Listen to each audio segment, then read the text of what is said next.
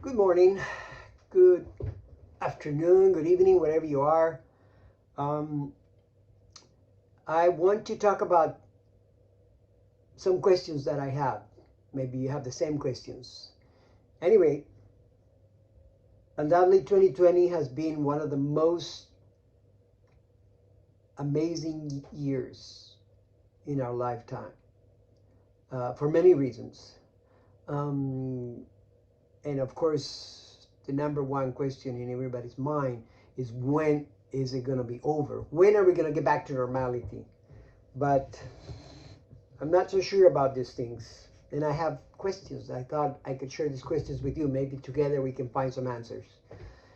Um, for example, if the lockdowns worked and we all follow along when they were instituted in the first place, then why do we have to do them again? And if they didn't work, then why do we have to do them again? Another thing I don't hear much about and have any answers about it is the fact that the lockdown supposedly was the result of this virus that started in Wuhan, China. And China, being the most populous country in the world, should have had, according to all the models, should have had hundreds of people, hundreds of millions of people dead, or something like that. But apparently, it was all over pretty quick, and we don't hear about China and the lockdowns anymore. It's just in the Western countries and other countries. Another question I have, and that is very important related to the thing about China, is why there has not been an international independent investigation on the origins of the virus. How did all how did it come about? Why did it appear when it appeared? What animal is or was the host for the virus, and how did it jump from animals to humans? There's still no answers about that. You know, when a plane crashes, they go through the utmost extremes to recover the black box and all the pieces of the plane. They put it together. They try to recreate the accident, and then once they know what the causes were, or the cause was, they issue advisories, regulations to the manufacturers of the planes and to the airlines, to the pilots, to everybody, so that they make sure this is never going to happen again. But we have not had such a rigorous investigation on the origins of the virus. Actually, we are being discouraged from asking about it. Another question I have is why are nations, especially Western nations, reacting in unison and applying the same draconian and sometimes uh, nonsensical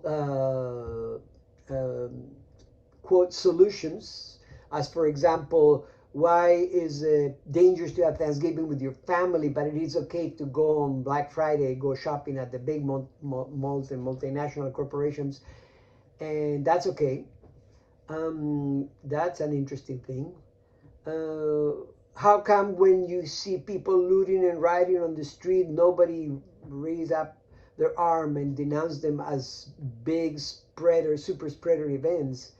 Um, Another question I have is why, for example, doctors, reputable doctors with degrees and published work and facts are being censored by anonymous fact checkers who never explain with reason why they're censoring the doctor's opinions. That's an interesting point. Um, and here's another interesting thing. I don't know if you know, but let me read it to you. On October 18, 2019, in New York, there was some sort of a big meeting called the Event 201. It was uh, hosted or organized by the Johns Hopkins Center for Health and Security in partnership with the World Economic Forum and the Bill and Melinda Gates Foundation. This was a high-level pandemic exercise in which they, I guess, war game the effects of a pandemic in the world and what they're going to do to resolve that. I don't know. Sounds kind of strange to me. I have questions about that.